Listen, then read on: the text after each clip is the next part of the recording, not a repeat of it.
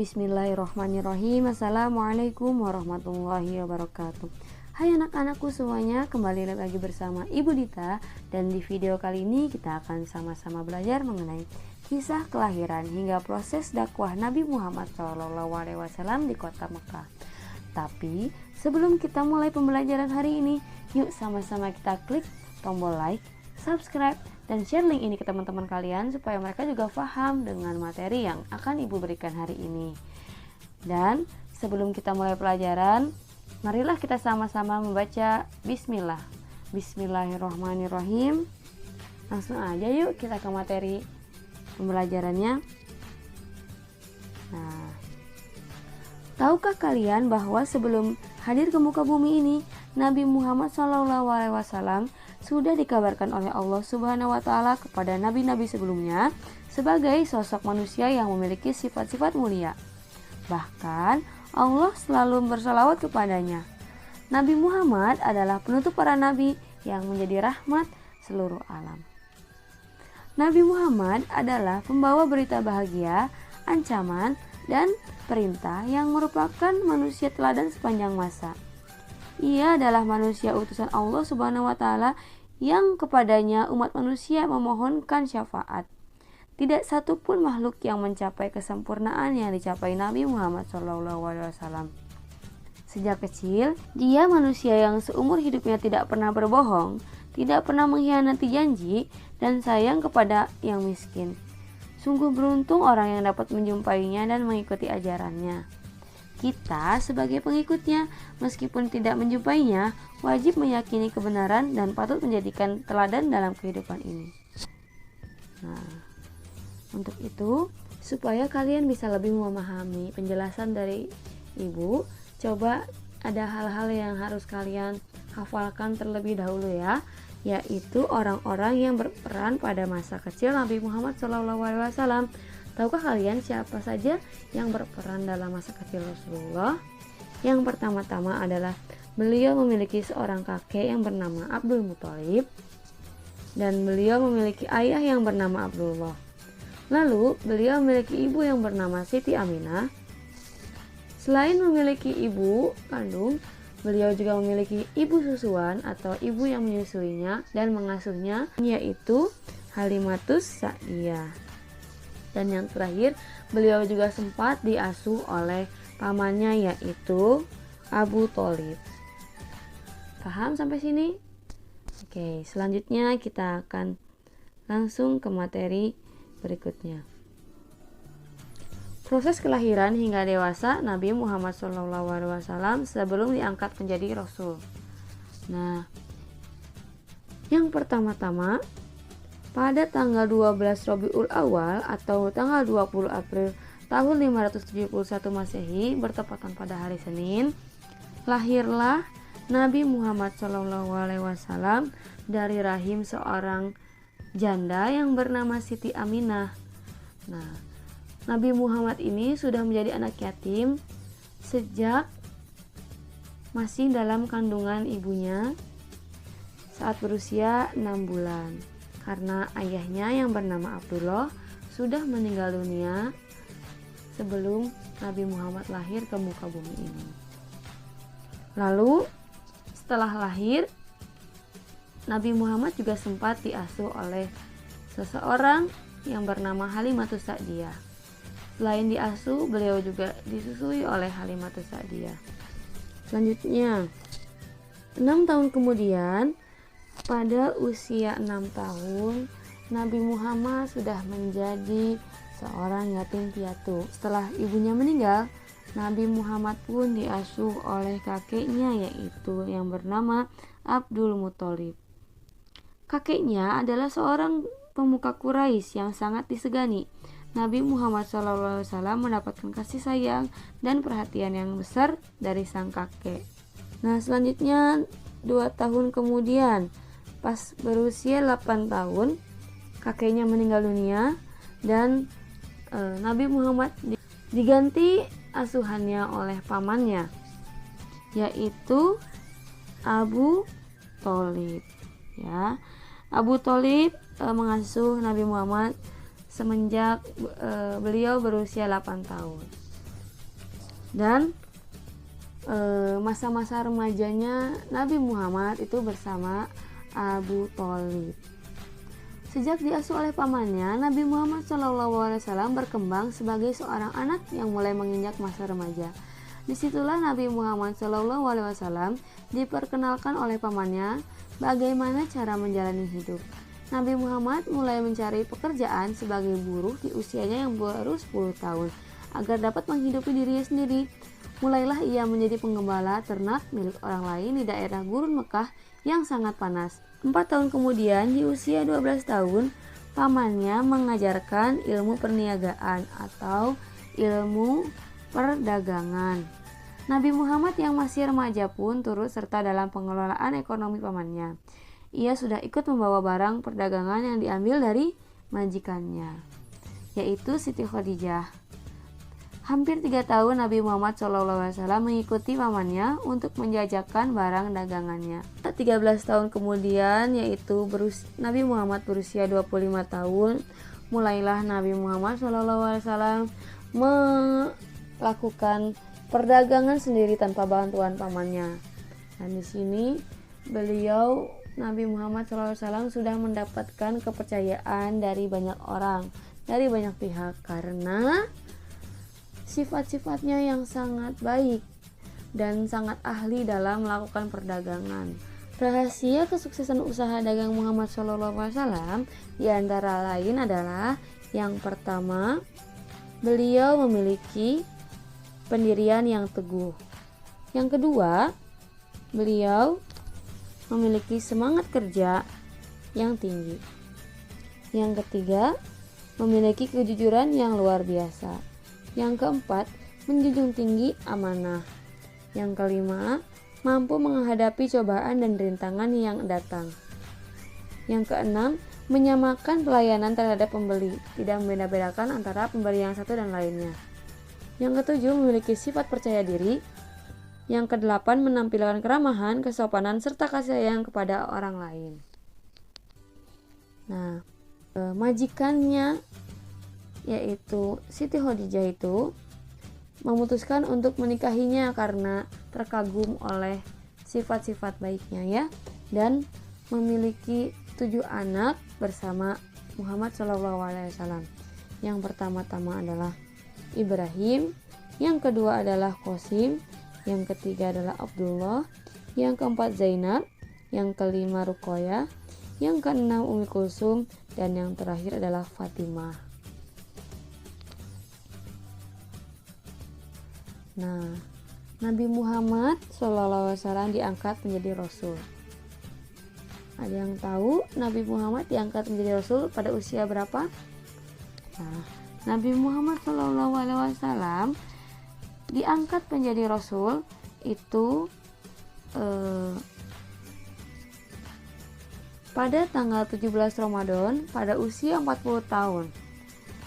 Beliau didatangi oleh malaikat Jibril saat sedang melaksanakan uzlah atau menyendiri di Gua Hiro, dan ternyata menerima wahyu pertama.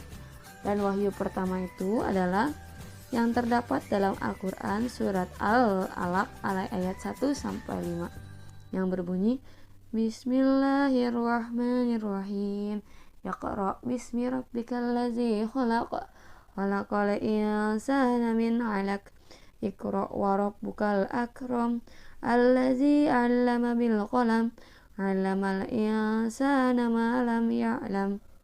Nah, setelah wahyu pertama turun, Jibril tidak muncul lagi untuk berapa lama, sementara Nabi Muhammad terus menantikan wahyu berikutnya dan selalu datang ke Gua Hiro, hingga akhirnya datanglah wahyu kedua, yaitu Al-Quran surat Al-Mudaththir ayat 1-7 yang berbunyi, Bismillahirrahmanirrahim, Ya ayyuhal mudaththir qum fa'anzir wa rabbaka fakabbir wa thiyabaka fatahhir wa rujza fahjur wa la tamnun tastakthir wa li rabbika fasbir.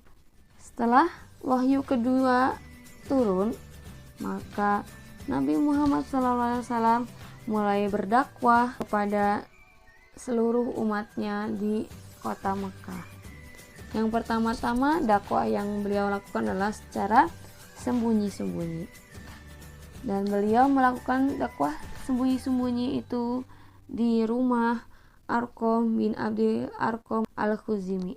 Dan tujuannya adalah agar mereka lebih dahulu percaya kepada seruannya dan mengikuti ajarannya. Nah, orang-orang yang pertama kali memeluk Islam atau yang disebut dengan as-sabiqunal awwalun itu adalah yang pertama Siti Khadijah, Abu Bakar, Ali bin Abi Thalib, Zaid bin Harisah, dan Ummu Aiman. Nah, setelah itu Siti Khadijah dan Abu Bakar banyak membantu Rasulullah dalam berdakwah, hingga semakin hari yang memeluk Islam semakin banyak, baik dari kalangan laki-laki maupun perempuan. Sahabat pria lainnya yang masuk Islam adalah Utsman bin Affan, Zubair bin Awam, Abdurrahman bin Auf, Abdullah bin Mas'ud, Ammar bin Yasir, dan lain-lain. Sedangkan sahabat wanita yang masuk Islam adalah Sofiyah binti Abdul Muthalib, Ummu Salamah, Asma binti Abu Bakar, dan lain sebagainya. Nah, setelah ada beberapa sahabat yang masuk Islam, maka wahyu ketiga dan selanjutnya turun. Wahyu ketiga itu adalah Al-Quran surat Al-Hijr ayat 94 sampai 95 yang berbunyi Bismillahirrahmanirrahim. Fasda bima tu'maru wa a'rid 'anil musyrikin. Inna kafaina kal mustahziin. Ayat tersebut memerintahkan kepada Rasulullah untuk melakukan dakwah secara terang-terangan.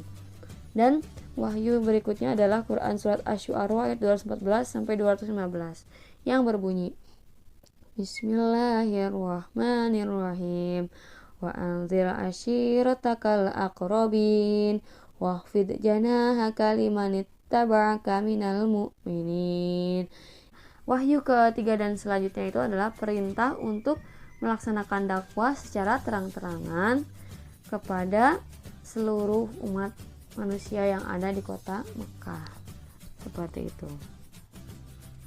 Setelah Rasulullah menerima wahyu tersebut, beliau mulai berdakwah secara terang-terangan. Pertama-tama, Nabi Muhammad mengumpulkan seluruh sanak saudaranya di kaki Gunung Safa dan mengajak mereka beriman kepada Allah. Akan tetapi, banyak rintangan dan halangan. Nah, rintangan-rintangan yang Nabi Muhammad hadapi adalah yang pertama-tama Abu Lahab, yaitu pamannya, bersikap sinis dan tidak mau menerima dakwah dari Nabi. Yang kedua adalah kaum kafir Quraisy menyuruh Abu Thalib, yaitu paman Nabi, untuk menghentikan dakwah Nabi. Jadi saking tidak sukanya kaum kafir Quraisy itu kepada Nabi Muhammad dan dakwahnya, maka mereka menyuruh Abu Thalib sebagai pamannya untuk menghentikan dakwah Nabi. Tapi Nabi tidak terpengaruh di sini ya. Nabi Muhammad tetap menjalankan perintah Allah untuk berdakwah kepada umat-umatnya. Selanjutnya, budak-budak kafir Quraisy yang masuk Islam dan seluruh pengikut Nabi dibunuh, disiksa, diancam, diteror agar keluar dan menolak ajaran Islam. Selanjutnya, Abu Jahal, yaitu paman Nabi, menyewa orang-orang Yahudi untuk mengejek dan mencaci maki Nabi. Bahkan Nabi Muhammad pun pernah dilempari kotoran hewan. Tapi Nabi Muhammad tidak terpengaruh oleh rintangan dan halangan dan segala musibah yang menghadapi beliau. Beliau tetap sabar dan ikhlas, serta beliau tetap mendakwahkan agama Islam kepada umat manusia pada zaman tersebut. Selanjutnya, mengutus Utbah bin Rabi'ah untuk menawarkan harta benda, wanita, dan pangkat agar Nabi meninggalkan dakwahnya. Tapi di sini juga Nabi Muhammad tidak terpengaruh ya oleh hasutan Utbah bin Rabi'ah, karena Nabi Muhammad tahu bahwa ajaran Islam itu adalah ajaran sebenar-benarnya dan tidak terpengaruh oleh hasutan-hasutan orang yang hendak menghentikan dakwahnya. Dan yang terakhir adalah memboikot Nabi Muhammad, Bani Muthalib, dan Bani Hashim. Jadi Bani Quraisy ini adalah kafir Quraisy memboikot Nabi Muhammad, Bani Muthalib dan Bani Hashim. Yang isi boikotnya itu adalah yang pertama-tama, orang-orang Quraisy tidak akan menikahi orang-orang Islam. Yang kedua, kaum Quraisy tidak menerima permintaan nikah dari orang Islam. Yang ketiga, kaum Quraisy tidak akan melakukan jual beli dengan orang Islam. Yang keempat, kaum Quraisy tidak akan berbicara atau menengok orang Islam yang sakit. Yang kelima, kaum Quraisy tidak akan mengantar mayat orang Islam ke kuburan. Dan yang terakhir adalah kaum Quraisy tidak akan menerima permintaan damai dengan orang Islam sampai mereka menyerahkan Nabi Muhammad untuk dibunuh. Ya, begitu kejamnya kaum kafir Quraisy dalam menolak ajaran Islam pada saat itu ya. Tapi tetap saja Nabi Muhammad tidak gentar dan tetap melaksanakan perintah Allah untuk mendakwahkan ajaran Islam kepada orang-orang di Mekah. Jadi umat Islam itu terkurung di celah-celah kota Mekah bernama Syi'ib. Pemboikotan ini berlangsung selama 3 tahun ya, dan dimulai pada tahun ke-7 kenabian. Dan undang-undang tersebut itu digantung di dinding Ka'bah, dan penulisnya itu bernama Mansur bin Ikrimah ya. Jadi pemboikotan ini isinya, teksnya itu ditempel di dinding kota Makkah dan teksnya ditulis oleh Mansur bin Ikrimah, dan pemboikotan itu berlangsung selama 3 tahun. Nah, tapi setelah 3 tahun itu teks tersebut menjadi rusak karena termakan rayap. Setelah termakan rayap, maka orang-orang dari kafir Quraisy itu yang bernama Zubair bin Ammayyah, Hisham bin Amr, Mut'im bin Adi, Abu Bakhtari bin Hisham, dan Zama'ah bin Al-Aswad itu merobek teks pemboikotan tersebut karena orang-orang kafir Quraisy tersebut sudah mulai kasihan terhadap siksaan kaumnya terhadap Bani Hashim dan Bani Muthalib. Seperti itu. Alhamdulillahirrabbilalamin, kita telah menyelesaikan pembelajaran pada hari ini. Bagaimana anak-anak, apakah kalian sudah paham dengan materi yang ibu berikan? Coba kalau misalkan belum paham, silahkan boleh ditanyakan di kolom komentar di bawah ini, atau bisa ditanyakan juga di forum Google Classroom kalian ya, atau bisa juga wapri ke ibu langsung supaya kalian lebih paham dengan materi yang ibu berikan hari ini. Terima kasih telah menyimak video pembelajaran dari ibu. Tetap semangat, tetap sehat, jaga kesehatan, pakai masker, cuci tangan, dan selalu makan makanan yang bergizi. Stay safe di rumah aja ya, dan sampai jumpa di video pembelajaran berikutnya. Wassalamualaikum warahmatullahi wabarakatuh.